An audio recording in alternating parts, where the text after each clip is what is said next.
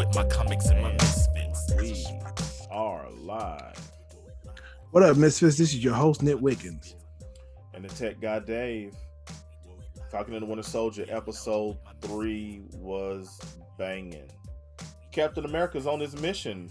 What you think here? John Walker is trying to prove himself to be probably try to be a good Captain America or try to be a better Captain America than Steve. But unfortunately, the whole world just see John Walker just as a fake Captain America or just another soldier for the U.S. government. All right, Sam, it doesn't feel too comfortable about Bucky going in to talk to Baron Zemo. Zemo did use Bucky in order for the instant meetings in Civil War. He started a war between the Avengers, and you got to remember, the reason why King T'Chaka is dead. So he tried to pin the blame on Bucky. Yeah, this was very tense. This wasn't a fight scene, but it was as tense as a fight scene because you just didn't know what was going to happen here. It's kind of funny just seeing Zemo trying to use those code words in order to reactivate the Winter Soldier program, but unfortunately it did not work. But I think that Zemo was right. There is a little Winter Soldier still left in Bucky. It's just that it hasn't been released yet. Yeah, and Zemo, he's a smart guy. He's been plotting and planning the whole time he's been in prison. And, no telling how many times he's run through this scenario in his head. He just knew one day he'd be back face to face with the Winter Soldier. I think that's going to be a problem in the future for both Bucky and Sam if they let Zemo go, because I get a feeling that somewhere in episode 4 or episode 5, Zemo either is going to be let go or he's going to try to escape. Yeah, you called it in an earlier video. You said they were going to try to break him out. And he was going to turn on him. So you've been right so far. You get that feeling he's going to turn on them very soon. Personally, I love this garage scene because it reminds me of a 48-hour in Rush Hour scene. It's just that you see two guys who have something in common, but they are still different, and they both trying to agree upon how to get the information from Zemo. Yes, very good scene here. I enjoyed this scene. And there was a little banter back and forth between the two. So Baron Zemo's rich, huh? Yeah, because kind of find out he's a Baron. Yes, this guy has some deep pockets. And it seems to be part of his plot to use his money to try to finish his agenda. Yeah, but because we remember in Civil War, he was a soldier, and we thought he was just a simple soldier. But kind of found out he's a Baron. But in the comic book, his whole family used to work for Hydra. Yeah, but wouldn't it be crazy in the end we find out that Baron Zemo is part of Hydra? That would be interesting, but not surprising. Okay, I would say this scene was very serious with a little bit of humor because you get to see Zemo playing with Bucky's mind about what's he doing with the list, but kind of find out that used to be Steve's list. Sam asked, did you listen to Trouble Man, which was part of the list that Steve was supposed to do? And Bucky said, I love the 40s music better. He said, but what about Trouble Man? What about Marvin Gaye? Everybody loves Marvin Gaye. Even Zemo said, this is talk about the African-American experience. Yes, you were right again. Sam mentions that's the same book that Cap had. And you mentioned in an earlier video, you believe that Bucky and Cap had a conversation before he went to put the stones back. And he gave Bucky the book. Yeah. And he gave Sam the shield. And that is another layer as to why Bucky's so upset that he gave the shield away. Yeah, it's very personal for both of them because the thing is, they both love Steve. They both want to represent Steve the best way they can, and they want to make sure his legacy continue on. I believe that either in the end, one of them is going to be the new Captain America because John Walker, he just looks like he's not going to do a good job right now. Yeah, John's not going to make the cut. All right, this scene shows Carly's softer side. She's really trying to do the right thing. It looks like this new global initiative is not going so well, and you have regions where they're harboring, and hoarding the supplies, and her group are just trying to make things right. The Flag Smashers are supposed to be known as a terrorist group, but to most people, they are freedom fighters. They're trying to help those who were not blip and try to help them get the food and supplies that they need to survive.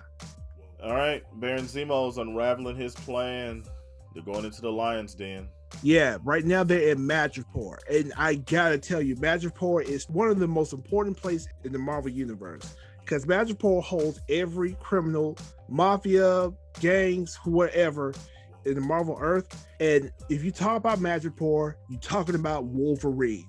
Wolverine used to live in Madripoor or used to spy in Madripoor to find out any criminal tests that are going on for either Canada or for the United States or for the Avengers themselves. So if Madripoor is in this universe, I promise you and guarantee you, Kevin Feige is probably working on the X-Men right now to bring them to life. So is Madripoor where Wolverine got trained? No, actually, Wolverine was a spy there in Madripoor, but he was actually trained in Japan. Okay. So was it in the early episodes of Wolverine where he was trained by Ogun? Yes, but we gotta remember in the MCU it might be different because in the comics he was sent to Japan after World War II to train as a samurai or ninja.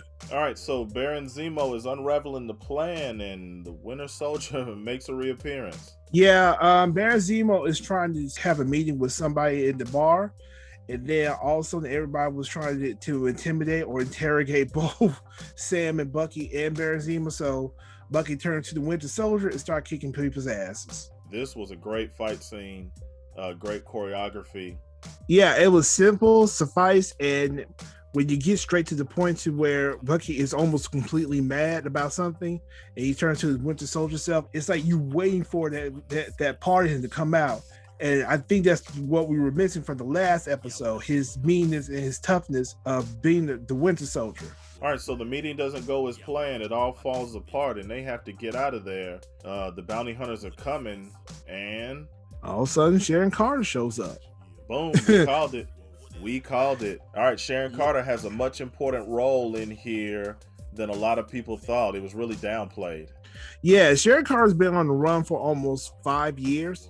And then next thing you know, she shows up and she lives in the upper side of Madripoor. She sells artwork and everything as a cover. Yes, another twist in just showing, S.H.I.E.L.D.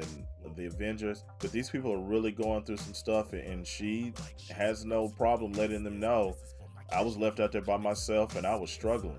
Yeah, I think that was probably the one thing that we were missing in the story between Civil War all the way up to Avengers Infinity War and Avengers Endgame. We never saw our secondary characters who actually was there for the big time heroes to see how they were struggling and suffering from the consequences that they made. Because we got to remember, Sharon, she risked her whole career and life to help Bucky, Sam, and Steve to get their stuff back and try to get them help to find Baron Zemo. And after all this, nobody has to help her out. She can't go back to America because once she gets there, she'll be arrested. All right, so Sharon Carter works her magic. She's controlling things in Madripoor right now. And here we go. You called it, Nick. It turns out I was right. He still was working on the serum from Isaiah Bradley's blood to make more super soldiers. Man, this was a punch in the gut.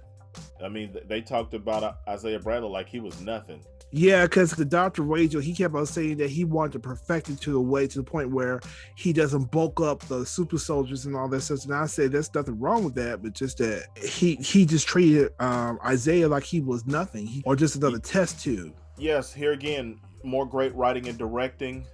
Civil War seemed to just kind of fall off the cliff there at the end with no answers to the super soldier program. And if we think about the MCU timeline, those events happened back to back.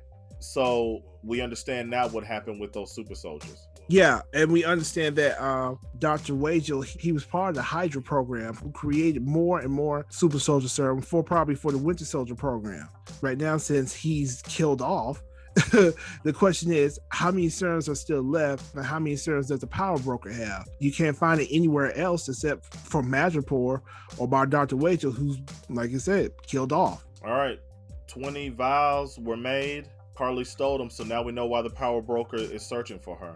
Yeah, probably in the next few episodes, we're probably going to see if the power broker is going to make a deal with, or is he going to try to take it from her. If he's really a revenge type of person, he's probably going to drain some of her blood or take all her blood in order to make more serums for the super soldier program. I didn't think episode 3 was going to be able to, in like episodes 1 and 2. But man, these cliffhangers are getting crazy. So it turns out that Wakanda has not forgotten who killed King T'Chaka. Yeah, I'm lounging with my misfits.